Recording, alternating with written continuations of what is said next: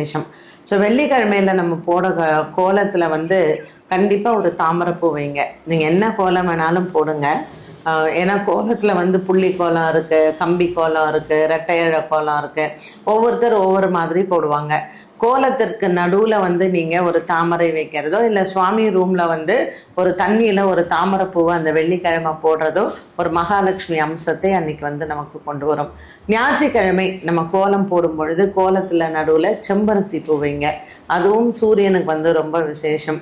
So நம்ம கோலம் போடும் பொழுதே எல்லாருக்கும் பெரிய கோலம்லாம் வந்து போட தெரியாது. பட் அரிசி மாவில் ஒரு சின்ன கம்பி கோலம் போட்டு அதில் மஞ்சள் குங்குமம் வைத்து ஒரு பூவை நம்ம வைக்கிறோம் அப்படின்னாலே நமக்கு பார்க்கறதுக்கும் அது மங்களகரமாக இருக்கும்.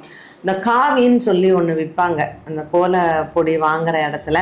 ஸோ அந்த காவி கிடச்சதுன்னா ஞாயிற்றுக்கிழமை கோலத்திற்கு நடுவில் அந்த காவி வைக்கிறது ரொம்ப விசேஷம். அது வந்து ஒரு மங்களத்தை கொடுக்கக்கூடியது அந்த காவிங்கிறது.